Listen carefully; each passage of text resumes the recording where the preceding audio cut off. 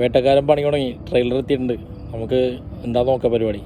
പക്ഷെ ഒരു bad news ഉള്ളത്, തലൈവർ ഇപ്പോൾ സുഖമില്ലാണ്ട് ഹോസ്പിറ്റലൈസ്ഡ് ആണെന്നാണ് കേട്ടത്. എന്തായാലും എത്രയും പെട്ടെന്ന് മൂപ്പര് ഉഷാറായിട്ട് ബാക്ക് ഓൺ ആക്ഷൻ വരട്ടെ എന്ന് നമുക്ക് പ്രാർത്ഥിക്കാം.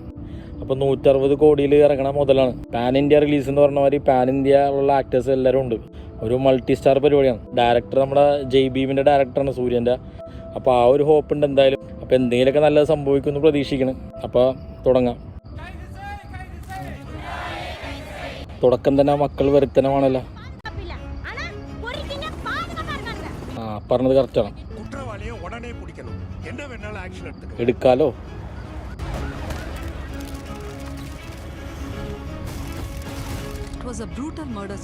ஒரு வாரத்துல என்கவுண்டர் பண்ணியா? தேவையில்லை சார், ஒரு வாரம் ரொம்ப அதிகம்.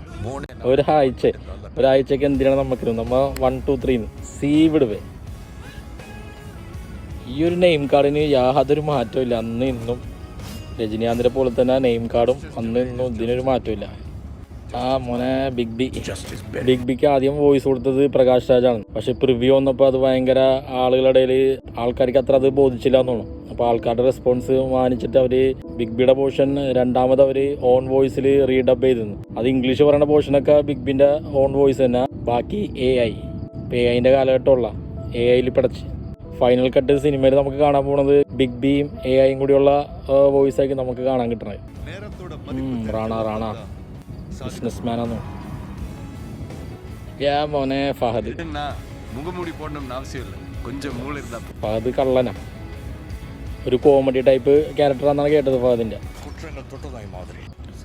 നമ്മുടെ സൂപ്പർ സ്റ്റാർ, നമ്മുടെ സ്വന്തം lady super star.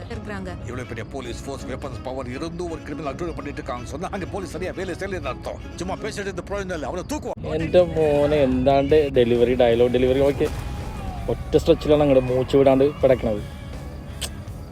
Thalaivar is always Thalaivar. എൻ്റെ മോനെ എന്താണ് സ്റ്റൈല്, തലൈവർ സ്റ്റൈൽ കണ്ട.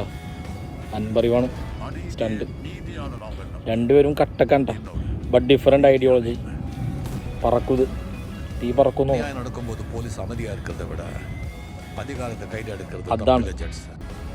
അതാണ് തലൈവർ.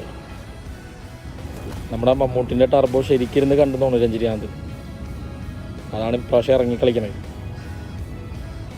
കാരണം കഴിഞ്ഞ ജയിലറിലൊക്കെ ഇങ്ങനെയൊക്കെ കാണിച്ച് നിന്നിരുന്നത് നോക്കുമ്പോൾ തന്നെ ആൾക്കാർ നിലത്തിങ്ങനെ വീഴലായിരുന്നു.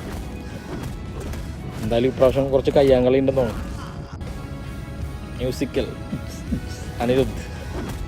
അനിരുദ്ധ് ഇല്ലാണ്ട് കളിയില്ല, മനസ്സിലായ?